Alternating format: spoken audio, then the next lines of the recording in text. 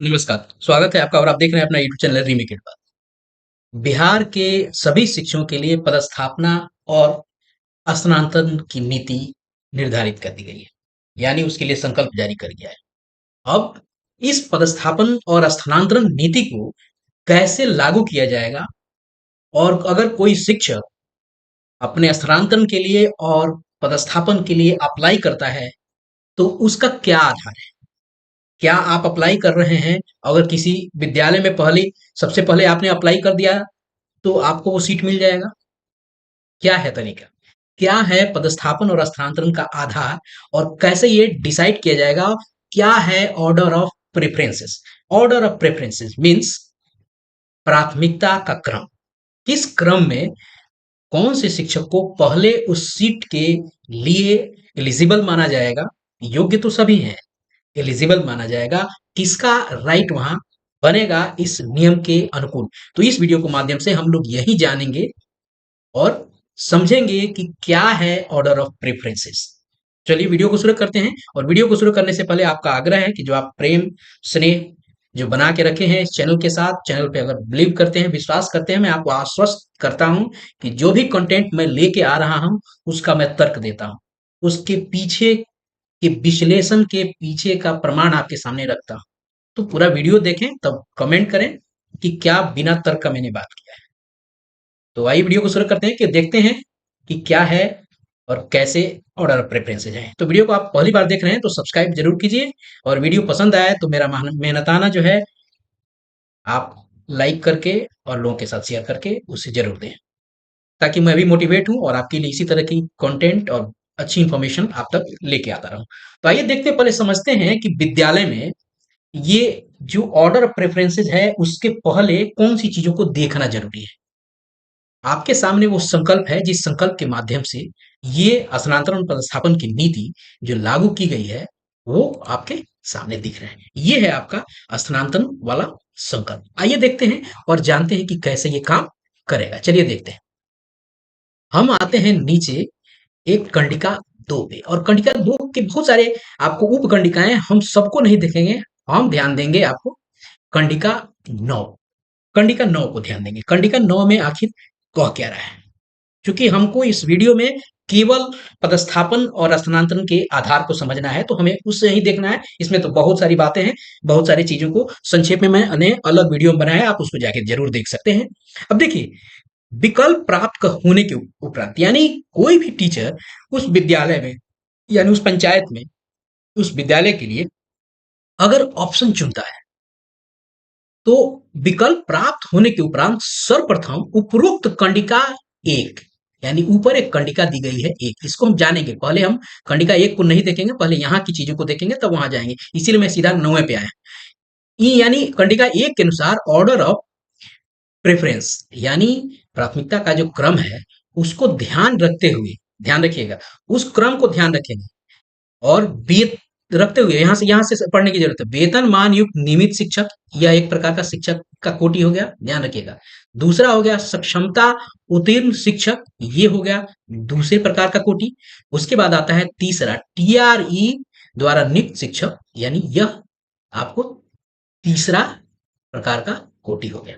आगे बढ़ते हैं। को विकल्प के आधार पर, को इन तीनों को विकल्प के आधार पर इसी क्रम में, ध्यान रखिएगा इसी क्रम में, यानी पहले एक को प्राथमिकता देंगे, फिर दो को प्राथमिकता देंगे और तब तीसरे को देंगे। यानी जो टीआरई से बहाल होकर लोग आए हैं वो सक्षमता पास यानी विशिष्ट शिक्षक से आपको तीसरे क्रम पे जाएंगे, वो कनिए रहेंगे।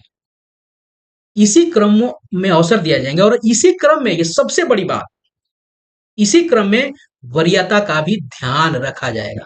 यानी पहले नियमित शिक्षक होंगे, अगर वहां नहीं रहे तो विशिष्ट शिक्षक होंगे और उसके बाद टीआरई वाले, यानी टीआरई से जो बहाल होके लाएंगे आएंगे वो विशिष्ट शिक्षक से कन्या होंगे। इस आपको वाक्य से चीजें समझ में आ गई। उसके बाद आगे देखते हैं इस लास्ट लाइन को, जिला स्तरीय वरीयता सूची शिक्षक श्रेणीवार। जो शिक्षक का जो वरीयता है वो श्रेणीवार होगा, ध्यान रखिएगा। पहले इसमें देखा जाएगा, इसमें कैसे वरीय कनीय होगा, इस कोटि के अनुसार। अगर इस यह कोटि उस विद्यालय में नहीं है तो इस कोटि में देखा जाएगा शिक्षक का क्या, उनका अपना, उनके उनमें क्या ऑर्डर ऑफ प्रेफरेंसेज है, उनको कैसे वहां इन लोगों में यानी विशेष शिक्षक वालों में कैसे क्रम बन रहा है, तो सबसे टॉप वाले को वहां वरीय माना जाएगा। उसके बाद अगर यहाँ नहीं कोई है तो तीसरा वाला अगर इस श्रेणी का कोई टीचर है तो होगा, यानी सबसे पहले नियमित को, उसके बाद आपको विशिष्ट शिक्षक को, और उसके बाद सबसे लास्ट में आपको टीआरई को। तो तीन कोटि हमारे पास समझ में आ गया। तीसरा तीन कोटि कौन है, ये आपको एक नियमित है, दूसरा कोटि है हमारा आपका ये विशिष्ट शिक्षक, और तीसरा हमारा कोटि हो गया टीआरई के माध्यम से। ये है। अब इन लोगों में कंडिका एक में तीनों पे कंडिका एक लागू होगी, तीनों पे। अगर कोई टीचर वहां किसी ऑप्शन को चुना है नियमित, तो इन दोनों को पे विचार नहीं किया जाएगा, इन पे विचार किया जाएगा।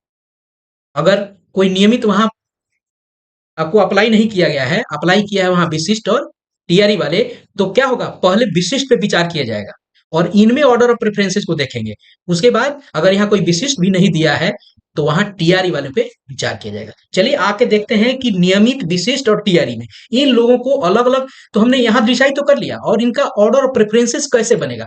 माने नियमित में ही कोई है तो क्या जो भी दे दिया उसको सब दे देंगे, नहीं। अगर नियमित के 5 लोग वहां दे दिए तो वहां में से चुनना होगा कि कैसे उन, अगर कोई नियमित ही कोई वहां किसी विद्यालय का ऑप्शन या किसी पंचायत का ऑप्शन दिया है तो वहां भेजना होगा किसी विद्यालय में, तो कैसे प्राथमिकता क्या तय की जाएगी। तो उसके लिए क्या नियम है, नियम 3 है। और नियम 3 क्या कह रहा है कि शिक्षकों का पदस्थापन, चाहे आपकी पोस्टिंग हो चाहे आपका ट्रांसफर हो, ये कंडिका एक में वर्णित अधिमानता, जिसको ऑर्डर ऑफ प्रेफरेंस, इसको थोड़ा सा और हल्का करें इस शब्द को, तो मतलब होता है प्राथमिकता का क्रम के आधार पे की जाएगी। तो हर जगह ये कंडिका एक आ रहा है, यानी ऑर्डर ऑफ प्रेफरेंसेस। क्लियर हो गया। अब चलते हैं हम लोग इस कंडिका एक को समझने। क्लियर है। चलिए आगे देखते हैं और बढ़ते हैं हम लोग कंडिका एक की तरफ। ये है हमारे सामने कंडिका एक। ये कंडिका एक कैसे है, कंडिका एक मतलब यहाँ ये लिखा हुआ है, यहाँ लिखा है स्थानांतरण पदस्थापन नीति। यहाँ क्लियर लिखा है समिति द्वारा रुग्णता, दिव्यांगता एवं अन्य आधारों पर शिक्षकों के पदस्थापन, स्थानांतरण निम्नांकित अधिमानता यानी ऑर्डर प्रेफरेंसेस के आधार पे अनुशंसा की जाएगी, ऑर्डर ऑफ प्रेफरेंसेस। तो अभी तक हम लोगों ने 3-4 चीजों को जाना। अभी तक हम लोगों ने जाना कि विद्यालय में जो अभी शिक्षक रहेंगे, शिक्षक तो वहां 4 प्रकार के रहेंगे, लेकिन जो स्थानांतरण की नीति रहेगी ये किस पे लागू हो रहा है, और सीनियरिटी जूनियरिटी वहां ध्यान रखना की जरूरत है कि वहां जो स्थानीय निकाय के शिक्षक जो नियोजित रह जाएंगे वो सबसे निचले पायदान पे रहेंगे, क्योंकि ये उन पे लागू नहीं हो रहा था, उस पर विचार हम और बात नहीं करेंगे। तो सबसे पहले यहां समझते हैं कि 1 नंबर पे कौन होगा, वो होगा आपको नियमित शिक्षक, जो आपको ओरिजिनली बहाल है बीपीएससी से। ठीक है, ये नियमित शिक्षक। उसके बाद दूसरे क्रम में कौन होगा, दूसरे क्रम में आपके होंगे विशिष्ट शिक्षक, जो सक्षमता पास उत्तीर्ण करके आए हैं। अब तीसरा होगा आपको जो टीआरई से आए होंगे, इसमें एक दो जो भी है आपका। अब ध्यान देते हैं कि इसमें हमने बात किया कि अगर कोई भी आता है, 1 नंबर वाला आता है बहाल के लिए यानी अप्लाई करता है, तो 2 और 3 पे विचार नहीं करेंगे। अब एक वाले में कितने लोग हैं, उन लोगों को किसको पहले वहां उस जगह पे अधिकार उनका होगा, कौन उस चीज को पाने के लिए एलिजिबल है, उस पर ध्यान देना है। आइए देखते हैं तो ऑर्डर ऑफ प्रेफरेंस किसको उसमें, अगर कोई ऐसी इस तरह का होगा तो कैसे काम करेगा। आइए देखते हैं। सबसे पहले अगर उसमें कोई असाध्य रोगी होगा तो सबसे पहले उसको वो सीट दिया जाएगा। अगर असाध्य रोगी नहीं है, कोई उसमें गंभीर रुग्णता है, तो गंभीर रुग्णता को दिया जाएगा। अगर उसमें कोई गंभीर रुग्णता वाला भी नहीं है तो आगे क्या होगा, आगे आपको दिया जाएगा किसको, उस वहां दिया जाएगा आपको दिव्यांगता वाले को, वहां दिव्यांगता वाले को ये दिया जाएगा। क्लियर है।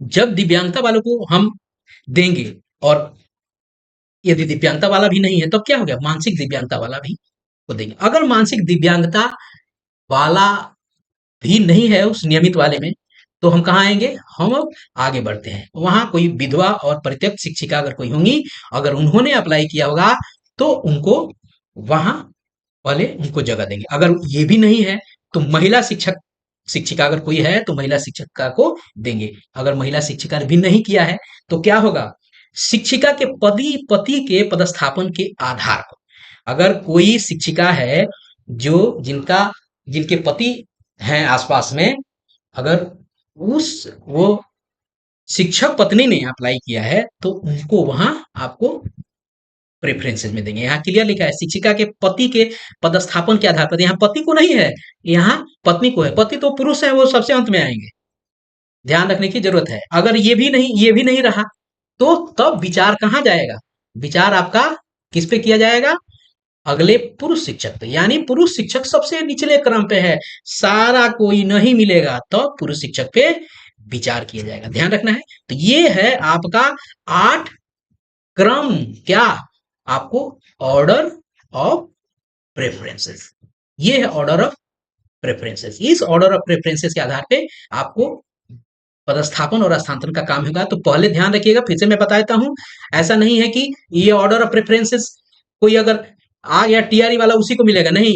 पहले अगर नियमित वाले में कोई होगा इस क्रम में तो पहले उसको दिया जाएगा। अगर वो वाला नहीं होगा, मैं फिर से दोहरा रहा हूं, नहीं तिहरा रहा हूं, विशिष्ट को आपको मिलेगा। अगर विशिष्ट को भी नहीं है तो आपको किसको मिलेगा?